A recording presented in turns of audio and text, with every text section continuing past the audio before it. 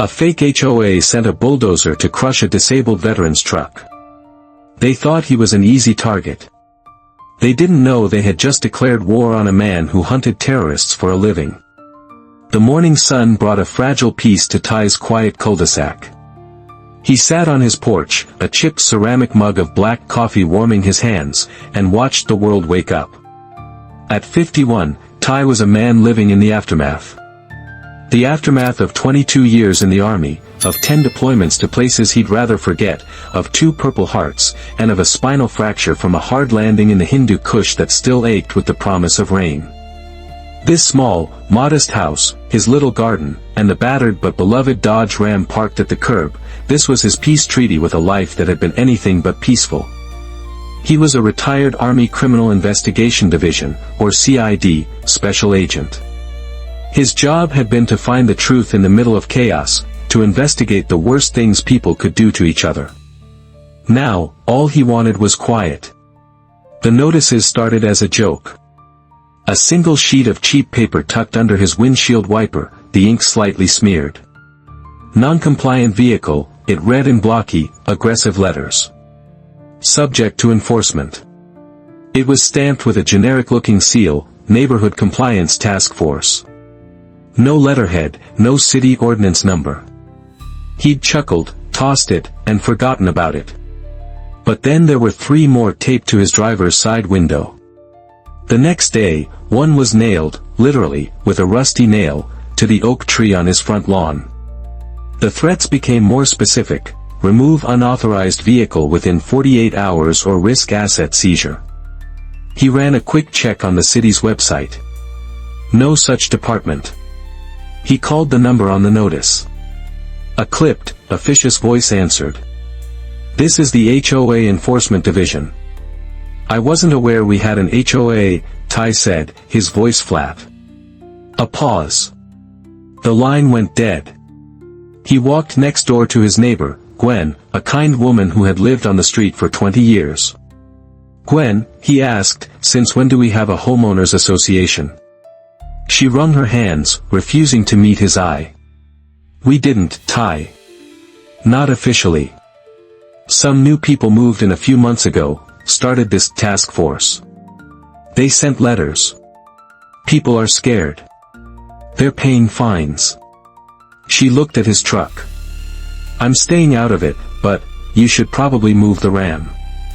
That afternoon, a man in a fluorescent yellow vest and mirrored sunglasses knocked on his door. He was in his mid-30s, holding a clipboard like a scepter. "You've been served final notice," the man said with a smirk.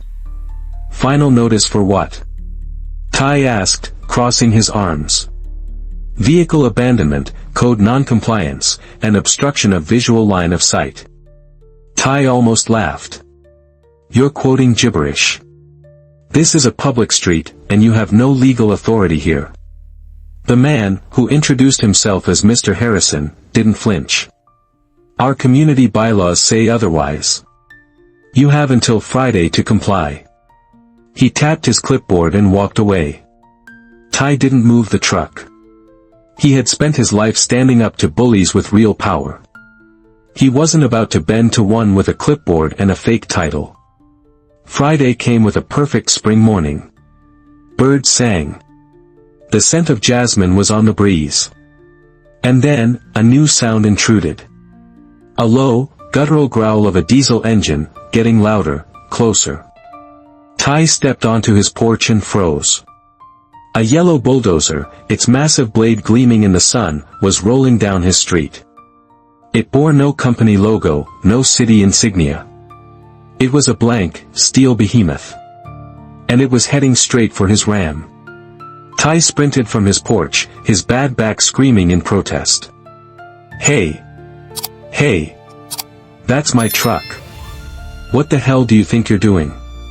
Mr. Harrison stood beside the bulldozer, directing it with casual hand signals, a king surveying his domain. He turned to Ty, the same smug smirk on his face. "It's an unauthorized structure, sir. You failed to comply. Please step back for your own safety. You touch my truck and I'll have you arrested for felony destruction of property." Ty yelled, his voice raw. Harrison just laughed. "Good luck with that."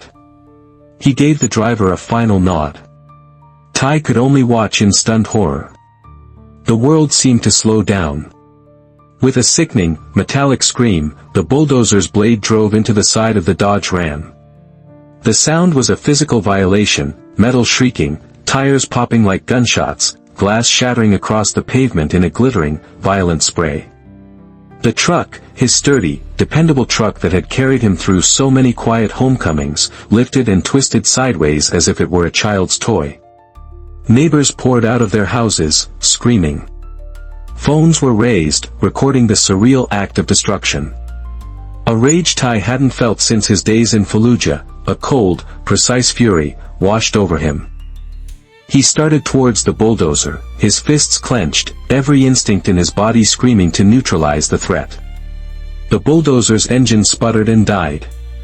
The driver, a young man with a pale, terrified face, had finally seen what his boss had ignored. Amidst the twisted metal and shattered glass of the truck's rear, the license plate was bent but still legible, a United States Army veteran plate. The Purple Heart decal next to it was now scraped but still visible. And then he saw Ty's face. He saw the scars, the cold, unblinking eyes, and the absolute lack of fear. The driver scrambled down from his cab, trembling. Harrison's smirk had vanished, replaced by the dawning, horrified realization that he hadn't just provoked a quiet retiree. He had picked a fight with the wrong man. Ty didn't yell. He didn't charge. He just stood there, a silent, menacing statue amidst the wreckage, and let them absorb the magnitude of their mistake. When he finally called 911, his voice was dangerously calm. "My name is Ty. Someone just bulldozed my truck on a public street. Yes, I have the vehicle identification number of the bulldozer. They brought it right to my front door." The hunt had begun. The initial response was a lesson in systemic failure. The two young police officers who arrived were polite but overwhelmed. The insurance adjuster was a robotic voice on the phone, explaining that since the destruction was part of a private enforcement action by a non-municipal housing authority, it was a civil dispute, not covered. Ty was on his own. That night, in the quiet of his garage, Ty stood before a simple wooden display. A folded American flag. A shadow box with his campaign medals and a 10th Mountain Division patch. This fake HOA had mistaken his quiet retirement for weakness. They had mistaken his limp for helplessness. They had no idea that for over 2 decades, his job had been to dismantle networks far more dangerous than their little suburban mafia. He had been an investigator. It was time to go back to work. He turned his cul-de-sac into an operational area. He went door to door, not as an angry victim, but as the professional he was. His clipboard was no longer for show, it was for evidence. Out of 42 houses, he interviewed 27 homeowners. The stories poured out. A father of 3 threatened with a lien on his house for an unapproved basketball hoop. A young woman whose car was illegally towed. Fines for unapproved garden gnomes and excessive wind chimes. It was a pattern of racketeering, preying on people's fear of authority. No one had ever seen a charter, attended a meeting, or voted for a board. It was pure intimidation. Ty compiled a dossier, his old skills returning with grim satisfaction. He pulled county records, no registered HOA. He found the city header they used on their notices. It was a forgery, retired in 2016. He then made a call to an old friend from his unit who ran a veteran support group. The next day, 4 former military police officers, now working as private investigators, began quiet surveillance in the neighborhood. They were discreet, professional ghosts, documenting every move Harrison and his enforcers made. The fake HOA, sensing organized resistance, escalated. A brick shattered Gwen's front window. Trash bags were dumped on Ty's lawn. The threats became more direct.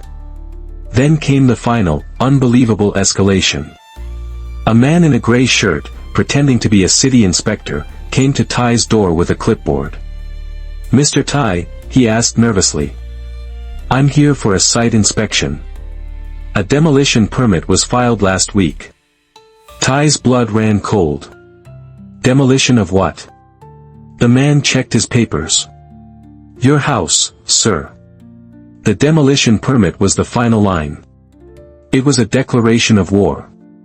Ty knew the local bureaucracy and legal channels would take weeks, maybe months, time he didn't have. He needed a different kind of weapon. He needed to control the narrative. He needed to go public.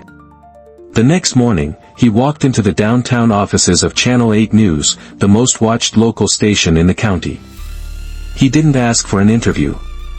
He simply handed the receptionist a single USB drive labeled, "Fake HOA." 3 hours later, his phone rang. It was the station's lead investigative reporter.